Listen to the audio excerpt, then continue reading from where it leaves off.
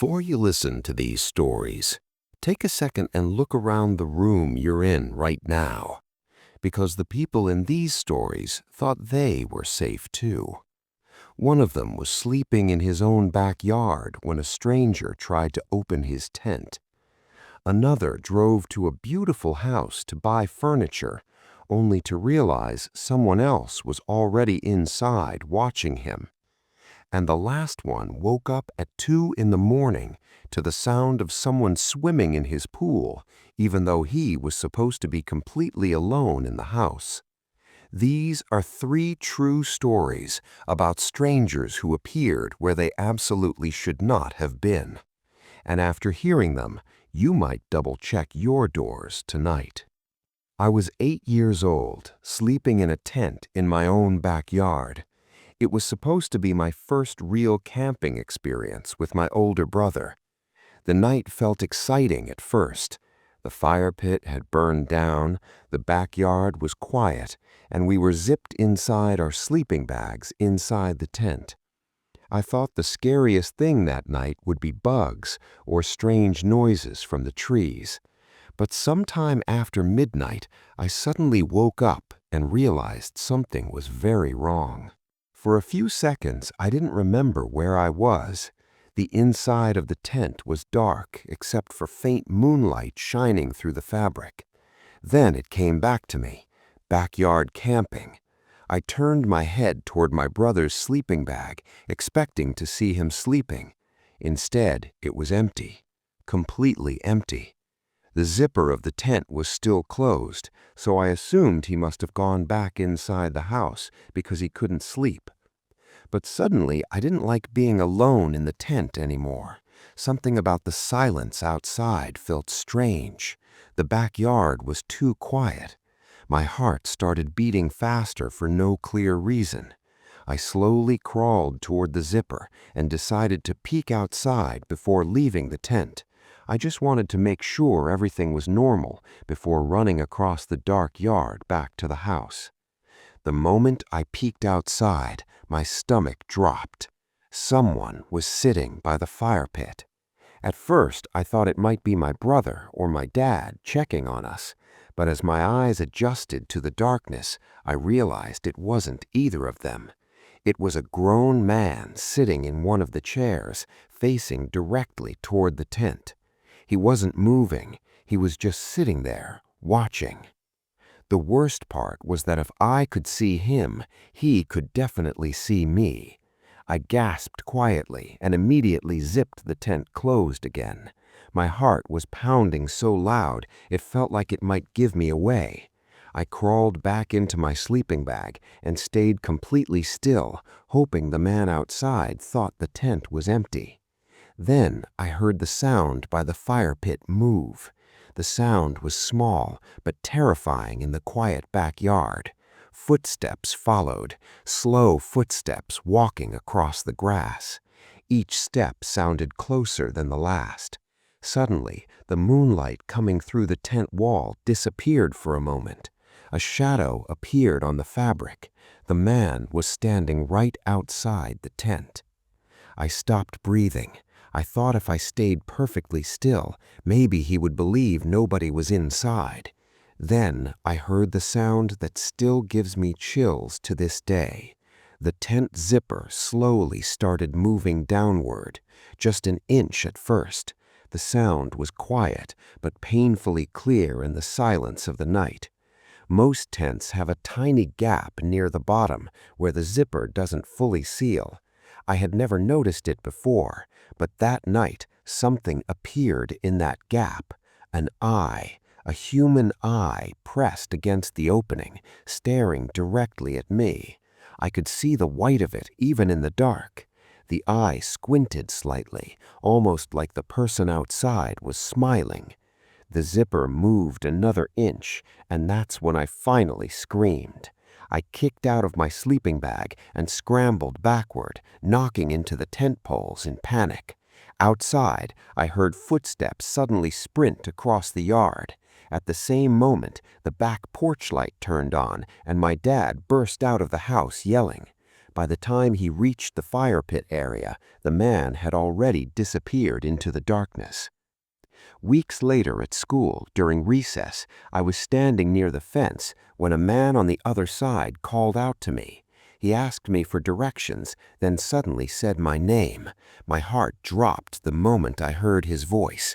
It was the same voice from that night in the backyard. I lied and said it wasn't my name. He smiled and said, "You don't remember me, do you?" I ran to a teacher, but when we looked back, the man was already gone. Even today, the thought that someone like that knew my name still sends a chill down my spine. A few years after the terrifying experience from my childhood, something happened to me that was just as unsettling, but in a completely different way. I recently bought my first house about 50 miles away from where I grew up. It was a quiet place near the Oregon coast, surrounded by forests and long empty roads. Like most people moving into a new home, I needed furniture and a few extra things, so I started browsing online marketplaces looking for good deals. One evening, I found a listing that immediately caught my attention. Someone was selling a cream-colored sectional couch that looked almost brand new, along with a Cannondale mountain bike. The photos looked great, and the price was surprisingly low. The listing looked like a small digital yard sale with a few other random items included. I messaged the seller, and he responded quickly. His replies were short and straight to the point, but he agreed to let me come pick everything up that evening.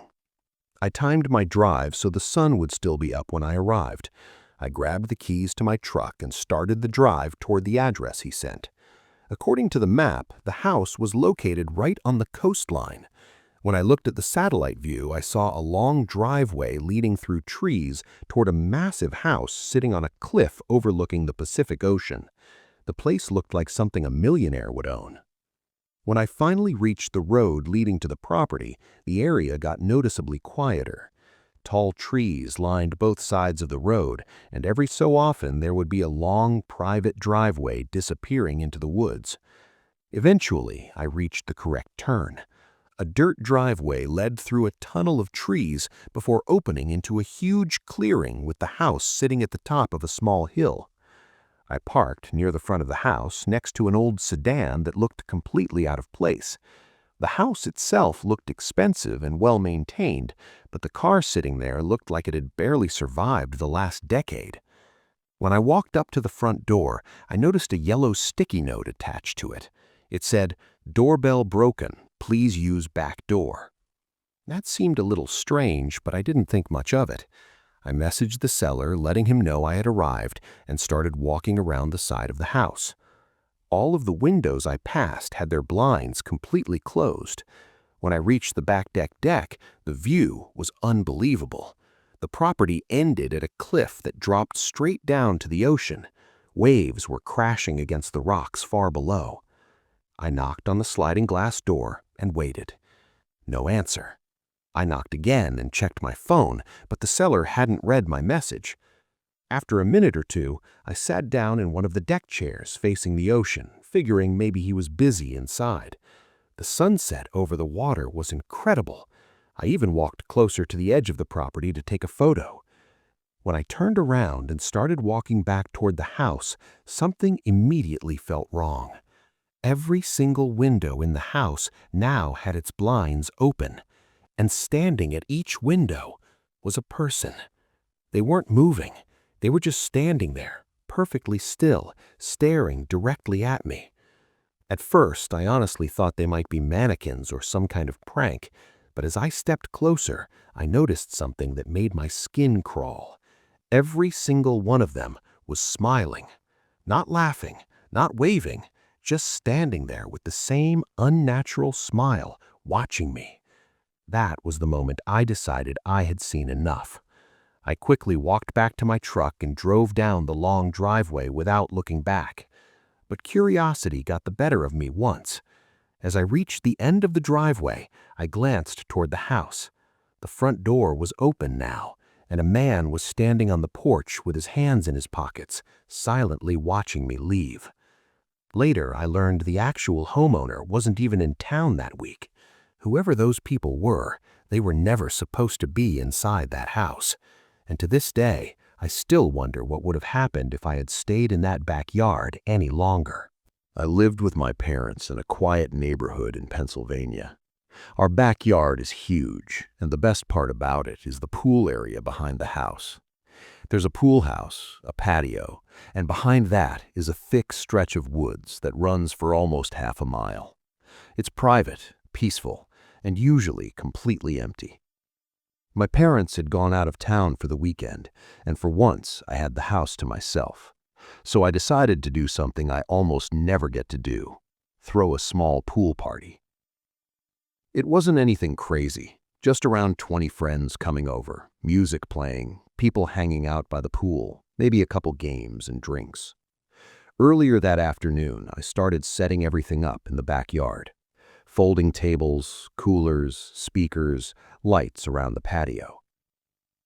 While I was carrying one of the tables toward the pool area, I suddenly heard something from the woods behind the pool house. It was a cough. A slow, throat-clearing cough, the kind a grown man makes when he's trying to clear something out of his chest. I froze. The sound came from just inside the tree line, close enough that whoever made it could definitely see me. I slowly set the table down and looked toward the woods. "Hello?" I called out. No answer. Not even a branch snapping or leaves moving. Just silence. That silence made the whole thing feel worse. If someone had been walking through, I should have heard them leaving. But it felt like whoever made that sound was standing completely still, watching. I eventually brushed it off as some random person passing through the woods and went back inside for a bit. My friend Mark came over around 6 to help me finish setting up. By the time the rest of my friends started arriving, the backyard was full of people.